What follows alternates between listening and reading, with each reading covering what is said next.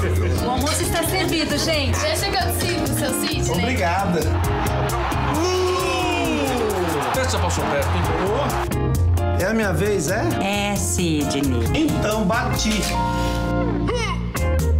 Ultrafarma.com.br. Você vai gostar tanto que a gente até vai virar de casa. Pronto, já pedi os remédios. Seu Sidney, me adiciona aí. Ultrafarma, tá no coração da gente. Não deve ser fácil essa vida de Lima Duarte. Na padaria ele sempre tem que deixar um autógrafo. No jornaleiro sempre aparece alguém pedindo uma foto. E quando o Lima vai à farmácia, aí é bem diferente, porque aí é a Ultrafarma que vai na casa dele. Ultrafarma.com.br. Até 90% de desconto nos medicamentos e a entrega é grátis. Seu Lima Duarte, o senhor pode me dar um autógrafo? Pois é. É a vida, né, Lima? Com alegria, nós nos encontramos para o programa Deus, Médico dos Médicos. Você aí em sua casa pode telefonar aos seus amigos, conhecidos, parentes. O programa Deus, Médico dos Médicos está começando. Mas qual é o tema? Que tema nós vamos ter no dia de hoje? Saúde ocular. As vistas, elas vão ficando cansadas com o passar do tempo. Nós vemos que até os 40 anos talvez é imperceptível, conforme o caso, mas vai ocorrendo. É aquele envelhecimento natural, a própria natureza nos condiciona a tantas e tantas coisas, na verdade, mas nós gostaríamos de ver a visão próxima, focalizar algo próximo de nós, muitas vezes não estamos vendo de modo muito nítido. O que está acontecendo? Tudo isto nós vamos refletir neste programa e mais ainda, ficar diante de uma televisão ou computador, por exemplo, hoje. Nós o utilizamos tanto. Será que isso não prejudica a visão? Temos aqui um especialista, Dr. Cristiano Caixeta Umbelino, que está aqui conosco. Seja bem-vindo. Muito obrigado, Dom Fernando. Estou à disposição de vocês para que a gente puder esclarecer para o público. Esta questão da visão que nós vamos, talvez, com o passar do tempo, não digo envelhecimento, eu sempre digo que eu tenho juventude acumulada. Portanto, com o passar do tempo, nós vamos perdendo um pouco esta visão imediata, ou seja, focalizarmos algo próximo a nós. Isto acontece ou por que acontece? Isto acontece de uma forma muito natural, Dom Fernando. Essa fisiologia do ser humano, ela é muito peculiar a todos nós. A partir do momento que a gente nasce, a gente começa a envelhecer um pouquinho ou ter mais maturidade, como diria o senhor. E a fisiologia do nosso organismo, ela vai perdendo algumas das suas atividades. E na parte da visão, a gente sabe que a partir dos 40 anos a gente começa a ter um pouco mais de dificuldade na visão de perto. Algumas pessoas são privilegiadas, conseguem ter essa que a gente chama de presbiopia e muito sabiamente chamada pelo público de vista cansada com mais idade. Mas isso, de uma maneira geral, começa a se manifestar perto dos 40 anos, principalmente no que a gente chama de visão próxima, que é aquela visão de 30 a 40 centímetros dos nossos olhos. O senhor citava até o exemplo do seu pai, né? Sim, sim. Meu pai, ele não precisa de tanto usar óculos para leitura, de um jornal pela manhã, por exemplo. Que idade tem ele?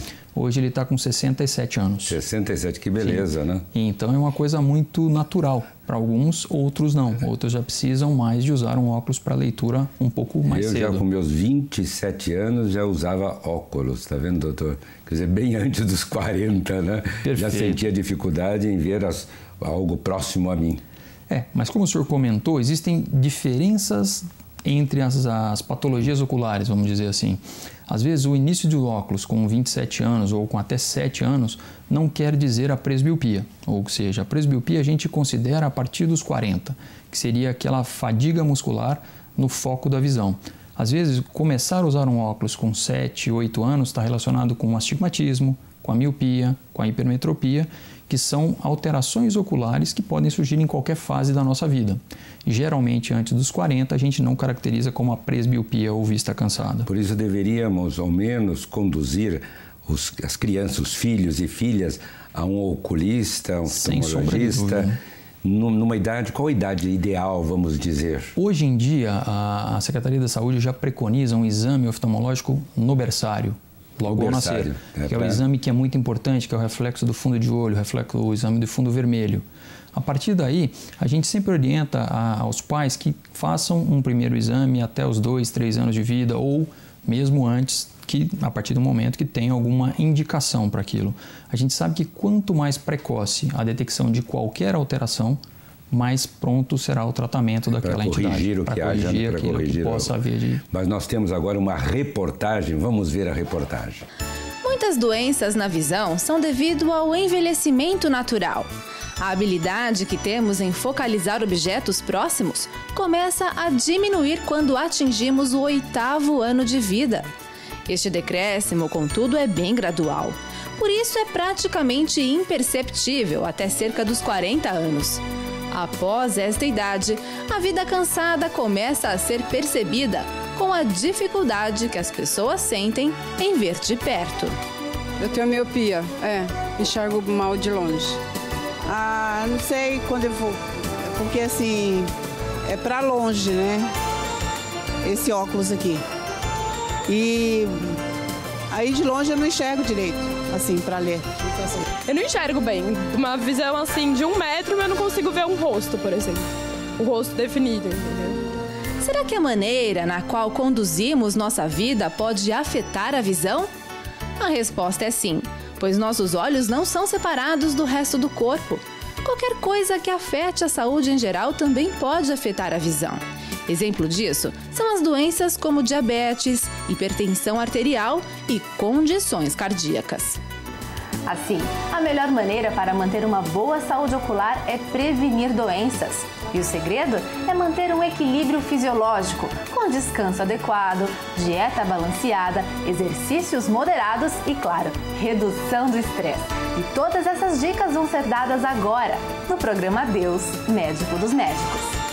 Doutor, então, o estilo de vida também tem uma certa influência, né? Sem dúvida. Sem dúvida, sem dúvida. Eu acho que a partir do momento que uma pessoa tem uma vida mais regrada, ela vai fazer com que as condições fisiológicas do organismo se atuem de forma muito melhor. Como foi citado aí, a diabetes, a hipertensão são alterações, são doenças que podem causar alterações oculares muito importantes. E a gente deve se preocupar muito com isso, daí a necessidade de um exame. Agora, o estilo de vida, vamos dizer, exercícios que a pessoa possa fazer, né? Ou até exercícios também, ou no ocular, vamos dizer. Existem exercícios oculares. São úteis ou não esses exercícios? Existem os exercícios oculares, existem muita coisa que é dita na mídia e algumas escolas acreditam um pouco mais, outras acreditam um pouco menos. O que a gente sabe e é consenso geral é que, de uma maneira comum, uma vida saudável, prevenindo tudo isso, vai reverter num benefício ocular. Então, aqueles exercícios ortóticos são importantes naquela criança que tem um estrabismo, naquela criança que tem uma alteração que seja necessário aquele exercício. Exercícios para colocar o olho na posição correta. Vezes, a palavra grega é essa, exatamente. Né? Às vezes você vê muitas crianças que utilizam tampão em um olho só para estimular aquele olho a enxergar melhor. E a gente, de acordo com uma determinada patologia, você vai tampar o olho bom para forçar que aquele olho que está um pouquinho deficitário, ele atinja ou melhore o seu comportamento. Então, você tem os exercícios de movimentação. Naquele caso, ele é importante. Um paciente rígido, com seus 40 e poucos anos, esses exercícios já se tornam um pouco menos favorecidos assim, em relação à expectativa de melhorar a sua visão de perto. Ele não tem o recurso como teria para uma criança. E a alimentação? O que o senhor falaria sobre a alimentação? Ela também tem influência sobre a visão? Sim, hoje em dia nós temos uma grande cadeia, um grande número de estudos em função de alimentação. Hoje sabe-se que a ingesta de vegetais verde escuro, a ingesta de algumas vitaminas relacionadas com a preservação da visão é muito importante. Agora, a gente sempre é questionado no consultório sobre uma receita para melhorar a visão. Eu brinco muito, eu até brinquei com a Priscila quando ela me perguntou que a historinha do suco de cenoura, do coelhinho usando óculos, isso não funciona tão bem assim. Hoje nós temos, de uma maneira geral, que tudo que é em excesso não é tão bom. Seja a vida desregrada, seja a alimentação inadequada, e tudo que é feito de forma balanceada, e até equilibrada, o exercício também. Até o exercício também pode alterar. Tudo que é feito de uma maneira equilibrada é benéfico para a saúde ocular. Então hoje nós temos produtos que são direcionados, são as vitaminas que você deve usar em algumas situações para aquele paciente. Então a gente evita um pouco deixar isso, a informação aberta, porque senão todo mundo vai achar que quanto mais vitamina usar, melhor é. E não é bem assim, a gente tem que ter uma indicação precisa e um porquê de se usar uma medicação, seja ela qual for. É lógico que a ingesta alimentar ela pode ser feita de forma espontânea. Você consegue nos vegetais, consegue nas hortaliças, nos frutos, uma quantidade importante de vitamina. E isso é muito bom. Mas nós vemos também, por vezes, estamos em ambientes que são tanto escuros, vamos dizer. A luz é deficiente. Sim. E temos de ler, ou estamos lendo, nós, por exemplo, numa celebração, por vezes a luz ela não é tão clara, não é tão iluminada, o ambiente não é muito iluminado. E isso prejudica, como também estar diante de uma televisão ou o computador, como nós falei logo no início. É muito interessante o senhor tocar nesse ponto, porque às vezes eu pego os meus pacientes no consultório e fico brincando. Hoje o grande vilão da história, a gente sabe que tem uma parcela de culpa, é o computador. Alguns anos atrás, chegava no consultório uma senhora e ela já questionava direto: doutor, eu diminuiu a minha visão porque eu costurava muito, costurava em linha preta, ou fazia muito crochê, fazia muito tricô com a luz diminuída. A gente sabe que isso tudo pode contribuir, tem uma pequena parcela, mas isso vai causar um desconforto momentâneo. A partir do momento que o senhor está numa celebração e a luz não está favorecendo aquela leitura de imediato, o senhor vai ter uma dificuldade naquele momento. Mas essa dificuldade não é suficiente para gerar uma lesão ocular que possa comprometer ao longo do tempo. A partir do momento que o senhor está num ambiente mais favorável, o senhor vai ter um conforto melhor para leitura, para desenvolver a sua atividade. Não há um prejuízo. Não há um prejuízo tão grande quanto a gente acredita. Agora, a gente sabe, como o senhor mencionou, o computador. É um aparelho de trabalho, um instrumento de trabalho que as pessoas ficam 8, 9, 10 horas ininterruptas na frente do computador. A gente tem que ponderar o custo-benefício de todo aquele esforço. Então, se eu estou com a tela numa distância fixa da minha visão, de 30, 40 centímetros, 50 centímetros, e eu tenho aquela minha musculatura ocular trabalhando num foco específico durante um longo tempo, a fadiga, o desconforto, além do ressecamento ocular, ele vai ser maior.